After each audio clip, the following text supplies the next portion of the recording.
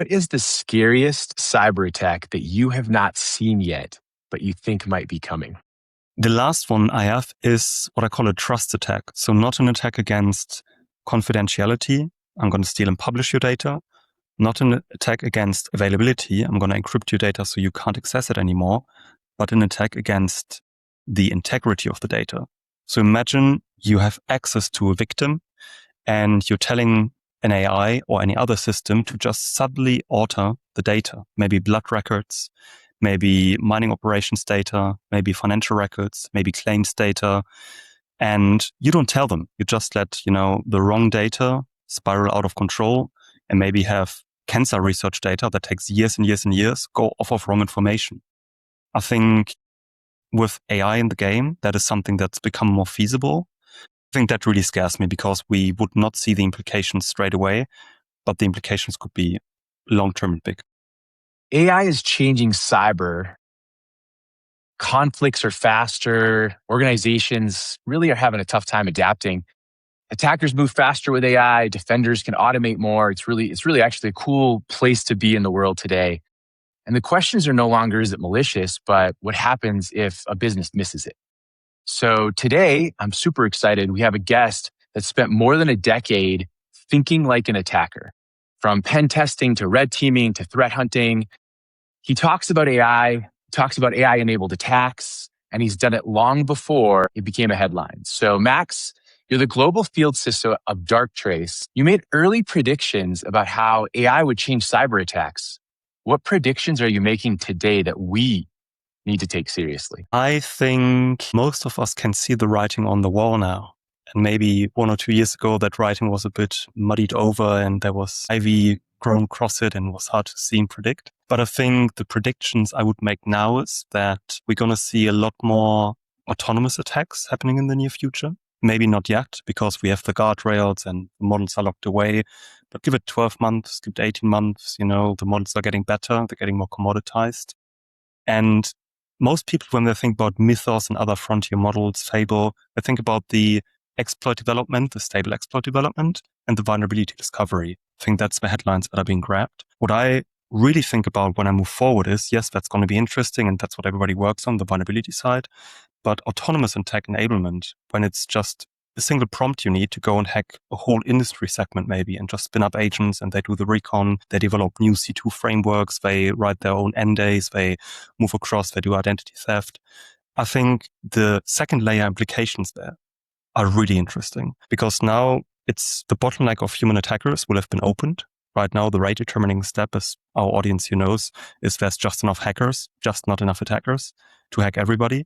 It's not because most companies are so well defended. It's just there's not enough attacking resources. But if you remove that bottleneck, I think that can have massive implications on verticals, on regions, on nation states. So coming back to your question, what my predictions are, I think that small and medium businesses will be much more under fire in terms of attack velocity and targeted attacks. And I think this will become an even bigger geopolitical play when I think about cyber warfare and just how nation states flex their muscles once this becomes broad available and has really seeped into the playbooks of nation states and models are more capable. Max, we see that AI is making attackers faster, but it's also making defenders faster. Are we entering a race today that is one against time versus intelligence? I think we've been locked in a race for the last 15 years or so already, right? The race just looks different from whoever you are in that race, right? It used to be writing signatures, creating new strands of malware. Then it used to be being faster than the SOC team by attacking at night times and attacking on weekends and holidays. And now I think it's about how automated is your attack or your defense stack. So I wouldn't say it's intelligence versus time. I think it's more the time to containment that's going to matter. When the attacks are not human driven anymore or, predominantly not human executed anymore, but machine executed, then it's all about the machine speed response. I don't like that word because it's so badly used in marketing terms, but I think it does come down to timing. So I don't think it's a race intelligence against time. I think it will come to time predominantly. And you touch a very interesting point, Derek, which is I talked for 2 or 3 minutes about the attacker side and how things are changing. If I look at the defender side in my day job, I've got the privilege to speak to organizations, their CISOs, their SOC leaders, their security teams every single day. And for the last 18 months, I would say, I'm speaking about how they adopt AI and think about AI every business day, at least once or twice. And for me, the most interesting thing here is two things, I think. One, nobody's got a blueprint how to securely adopt AI and bring it into their business. Everybody's figuring it out as they go. And the other is nobody really knows what the agentic SOC is going to look like in the future. Some people think they're going to have 15 agents talking to a single analyst. Others just want to automate the triage. Others are all about the threat hunting, but it's a fascinating area at the moment. So I don't want to predict things that go sideways. It's just so much complexity and chaos. But for the first time in, I think, 15 years in this industry that I've grown up in, it feels like a real step change, like a paradigm shift. So I'm really curious about that because I hear a lot of organizations that I talk to, and they're worried about being fast. They're worried about moving AI to the forefront of their solutions. They're worried about faster alert detection that is not a false positive, or triaging those false positives faster. The word fast comes up in every conversation, but I try to pause them and explain that being fast doesn't make them resilient. They still need humans to get them there to make things better. Do you think fast is overtaking resilient right now? I want to play devil's advocate before I answer your question. I think fast is important, more important when it comes to responding or containing. I wouldn't say fast is the most important metric for detection necessarily.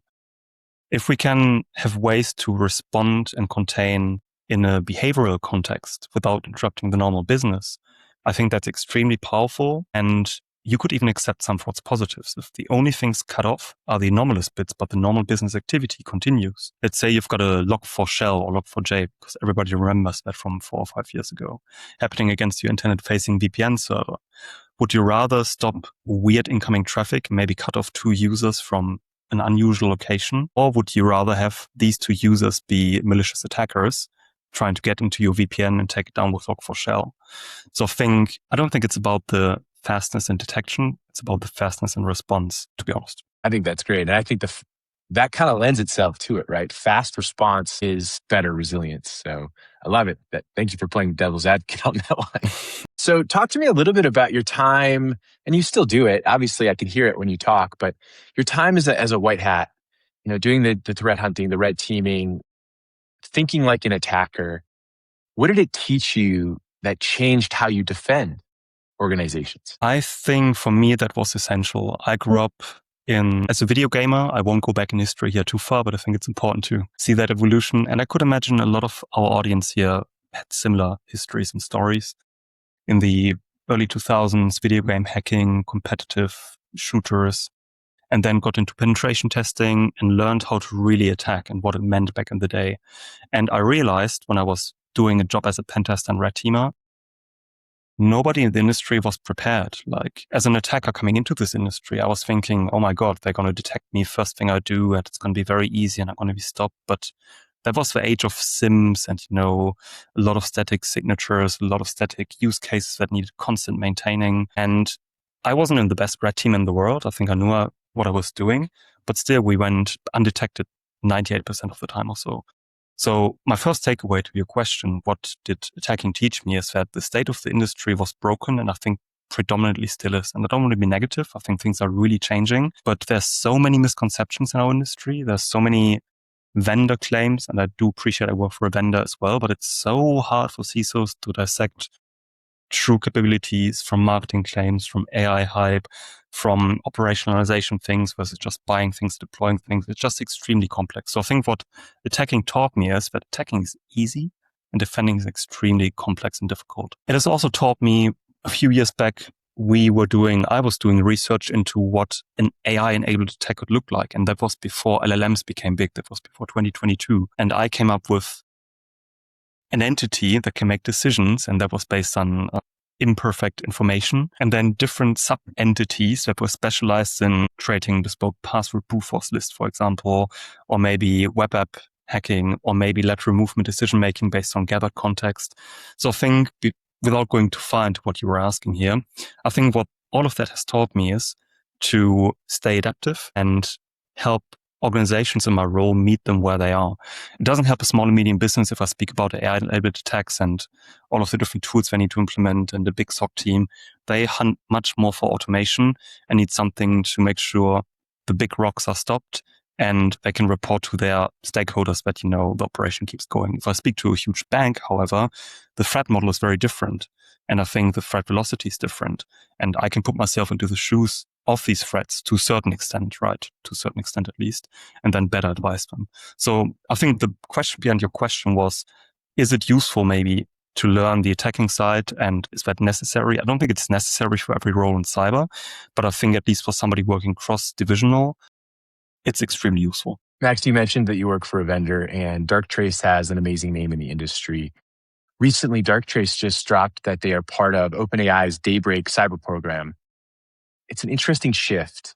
It's not more AI and security, but it's about connecting, not just businesses that have like-mindedness, but looking at connecting all of the behavioral analysis that's been going on to make organizations more secure. So the question is cyber moving from asking, is this malicious? Is this bad? To what could the business do or survive if nothing was done? That is the key question I think you're touching on there, Rick.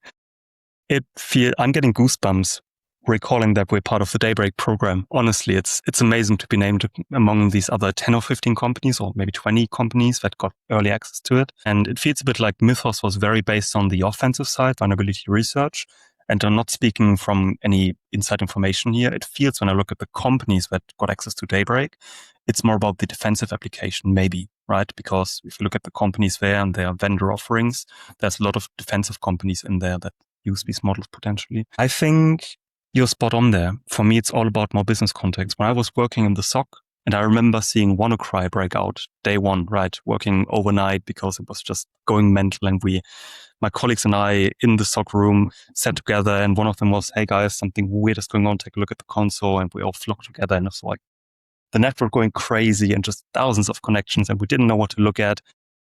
I imagine if I had the tooling of today, or maybe the tooling of in the next 6 months, I could not just say, hey, Rick, that's a weird anomaly and that's a big network spike. I could say, oh my God, and it's taking down business systems. And it's, shooting out loads of emails. And the system it's accessing is one of the CEO's private cloud farms or whatever, I'm making this up. So I think as a SOC operator, what I was always missing is the business context to make the right decisions. And also if you think about shift away from SOC detect and respond, but to preventative or proactive technologies, more like attack path modeling, it's feasible to tell you if a device has an IT importance, like a domain controller or file server or backup. There's many nodes connecting into it, and there's many devices leeching off of it. But it's still hard to say if that domain controller is running in a test environment, or it's just a backup domain controller, or if it's maybe just for demo purpose. And I think that bit of business context, that's the gold nugget, that maybe with these models, we can get closer to unlocking and getting into the fingertips of agents or human operators. Max, today we're seeing AI detects anomalies. It's now connecting the dots to some business context, and it's even recommending actions. So where does the human sit? Where does the human sit in that AI chain today? I think at the very heart of exactly that chain. And we've at Darktrace been of the firm belief for years and years. We've used since day one complex machine learning models stacked together, even LLMs in certain parts, not as non-deterministic decision-making engines, but just as part of hostname analysis, for example. But we've always been of the belief that more automation, be it scripted, be it deterministic, be it non-deterministic, has to augment the human, not remove them. I think there's some fear in our industry that everything will just be agents. I think it's just an uplift. I think that's necessary, Rick. If I look at the job profiles for security analyst roles, it's mental. The things you have to learn and need to know.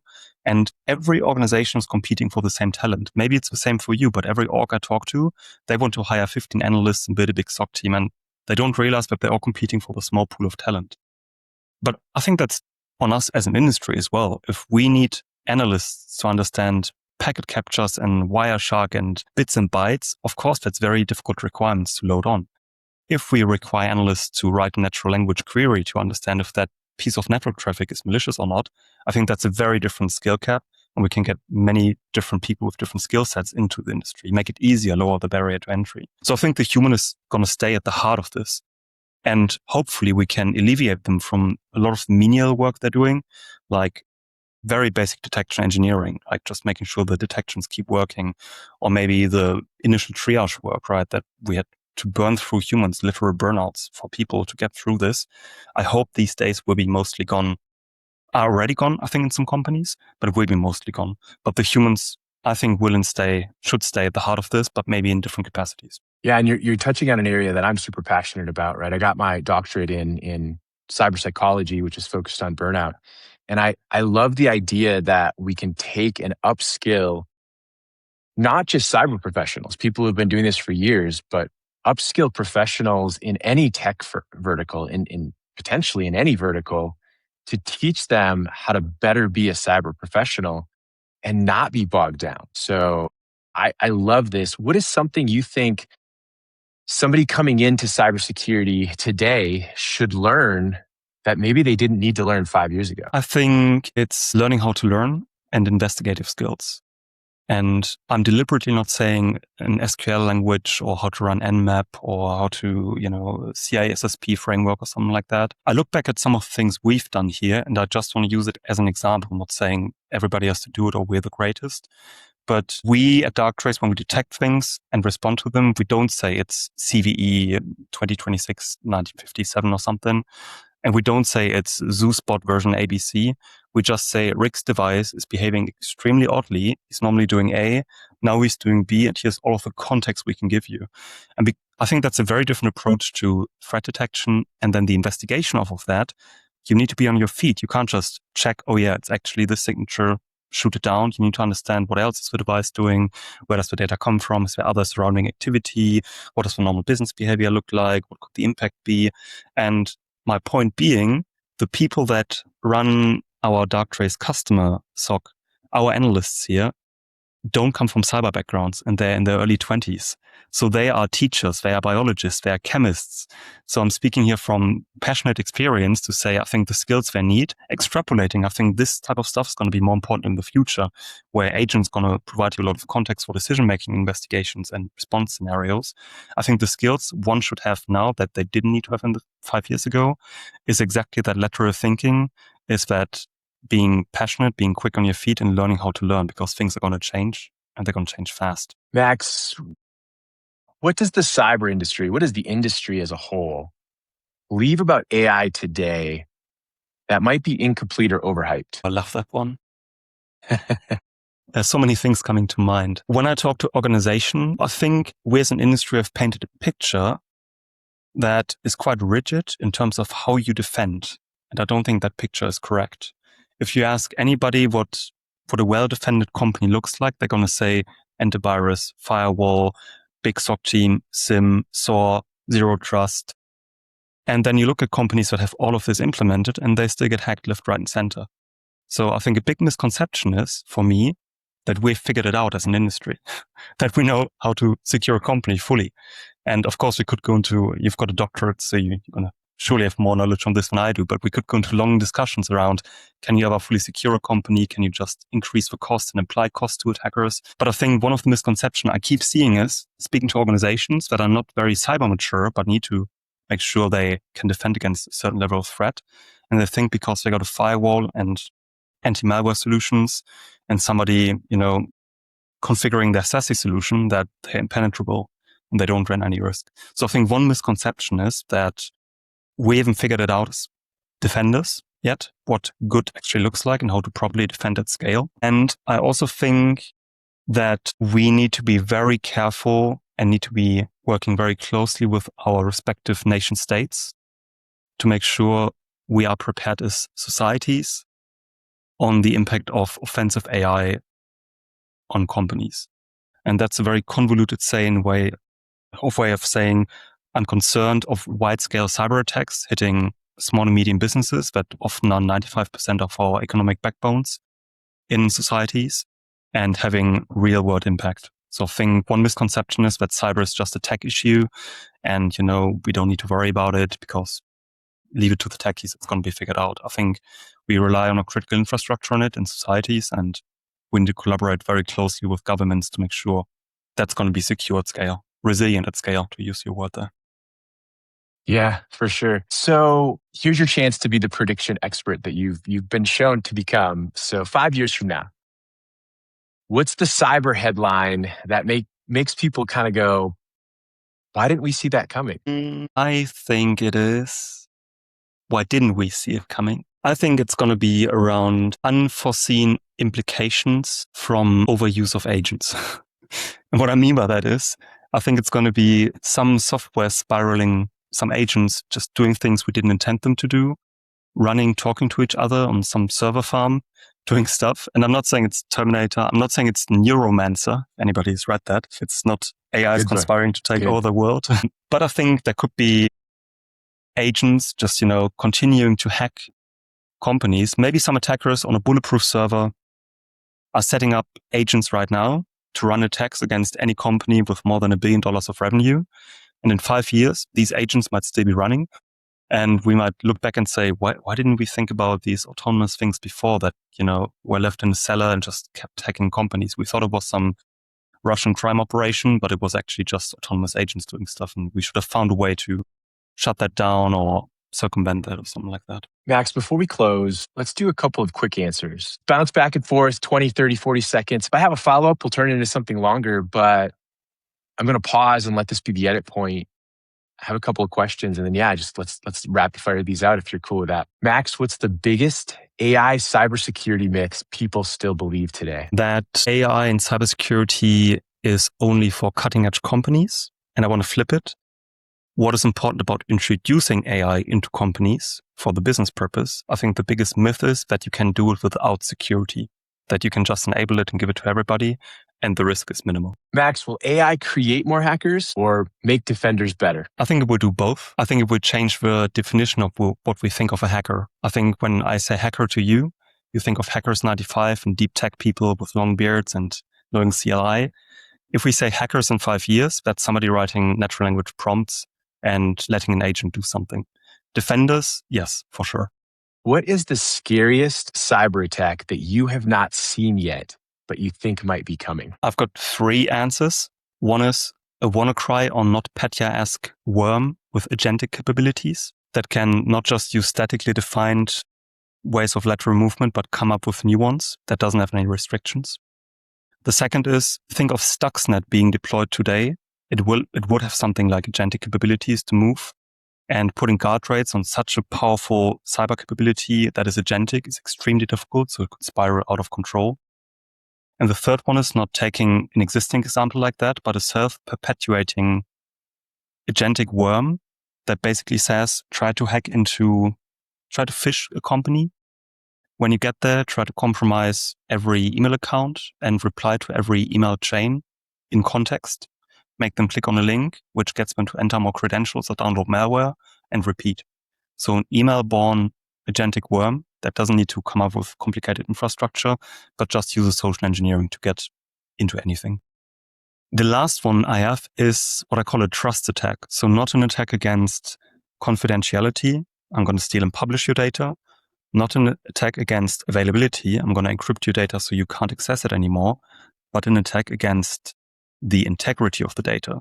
So imagine you have access to a victim and you're telling an AI or any other system to just subtly alter the data, maybe blood records, maybe mining operations data, maybe financial records, maybe claims data. And you don't tell them. You just let, the wrong data spiral out of control and maybe have cancer research data that takes years and years and years go off of wrong information.